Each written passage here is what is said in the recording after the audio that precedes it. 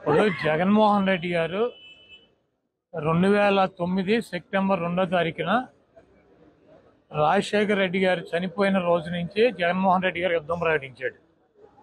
సోనియా గాంధీతో ఢీకొట్టి, చంద్రబాబును ఢీకొట్టి 16 నెలలు జైలు జీవితం అనుభవించి ఈ రాష్ట్రంలో తెలుగుదేశం పార్టీకి, కాంగ్రెస్ పార్టీకి డిపాజిట్లు పోగొట్టి, కాంగ్రెస్ పార్టీని ఈ రాష్ట్రంలో కూకటి వేళ్లతో సహా పెగిలించి, చంద్రబాబు నాయుడు 40 సంవత్సరాలు అనుభవం ఉన్నటువంటి వ్యక్తిని 23 సీట్లకు పరిమితం చేసి 151 సీట్లతో పవన్ కళ్యాణ్ని 2 చోట్ల కూడా చిత్తుగా ఓడించి, చంద్రబాబు నాయుడు తనయుడు లోకేష్ని మంగళగిరిలో మట్టి కరిపించి ఆయన అభ్యర్థుల మీద వీళ్ళని ఓడించి ఈ రాష్ట్రంలో ముఖ్యమంత్రిగా జైత్రయాత్ర జగన్మోహన్ రెడ్డి గారు కొనసాగిస్తున్నారు. పవన్ కళ్యాణ్, చంద్రబాబు నాయుడు, లోకేష్ ఇప్పుడేమైనా యుద్ధ పేరు మోగించి, గంటలు మోగించి, పిల్లి మేడలో గంటలు కట్టుకొని చచ్చి ఉంటారు నిన్న మొన్న. జగన్మోహన్ రెడ్డి గారు 2009లోనే యుద్ధ పేరు మోగించాడు, సోనియా గాంధీని మట్టి గరిపించాడు, చంద్రబాబు నాయుడిని భూస్థాపితం చేశాడు, పవన్ కళ్యాణ్ 2 చోట్ల చిత్తుగా ఓడించాడు, పప్పు గారిని, లోకేష్ గారిని మంగళగిరిలో సమాధి చేశాడు. అది పరంపర కొనసాగుతూనే ఉంది. జగన్మోహన్ రెడ్డి గారు ఈ రోజు యుద్ధ పేరు మోగించడం కాదు, 2009లోనే మోగించారు. పవన్ కళ్యాణ్, చంద్రబాబు నాయుడు, లోకేష్, అడుగుడిపోయిన బక్కీటు, తోలు బక్కీటు, వీళ్ళందరూ కూడా, ఈ బోరగాళ్ళందరూ కూడా వచ్చినా కూడా జగన్మోహన్ రెడ్డి గారి ఇంటికి కూడా పీకలేరు. గతంలో కూడా చెప్పాం, మాకు వైఎస్ఆర్ కాంగ్రెస్ పార్టీకి 50% పైన ఓటింగ్ ఉంది. జగన్మోహన్ రెడ్డి గారు చేసేటువంటి సంక్షేమ కార్యక్రమాలు, అభివృద్ధి కార్యక్రమాలు ఈ రాష్ట్ర ప్రజలు గెలిపిస్తారు. మిగిలినట్టు 50% బీజేపీకి 1%, కాంగ్రెస్కి 1%, పవన్ కళ్యాణ్కి 3%, చంద్రబాబుకి 40% ఇట్లా ఉంటాయి. వీళ్ళందరూ కలిసినా కూడా ఓటు ఏమి ట్రాన్స్ఫర్ అయ్యేటువంటి పరిస్థితి ఉండదు. చంద్రబాబు నాయుడు విచిత్రంగా మాడుతూ ఉంటాడు. ఒక 420 నా కొడుకు అనమాటాడు చంద్రబాబు గారు అంటేనే ఆడు 420 గాడు. ఎందుకంటే జగన్మోహన్ రెడ్డి గారు అభ్యర్థులను మారుస్తున్నాడంట.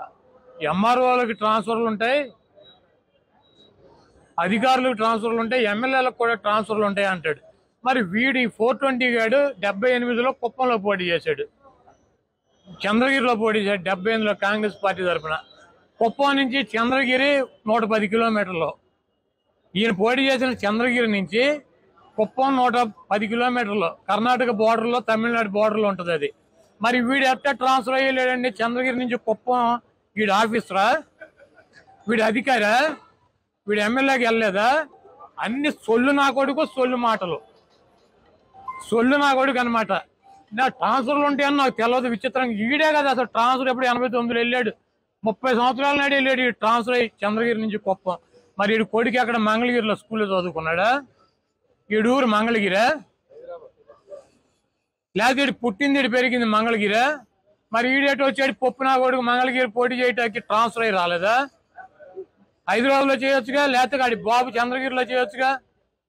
మరి పవన్ కళ్యాణ్ భీమవరంలో పుట్టి గోళీలు ఆడాడా, లేదా గాజువాకులో సంక్రాంతాడా? వీళ్ళు అసలు బాబు, కొడుకు, పార్ట్నర్, దత్తపుత్రుడు అందరూ కూడా వలస వెళ్ళి అక్కడెక్కడ పోటీ చేసేవాళ్లే.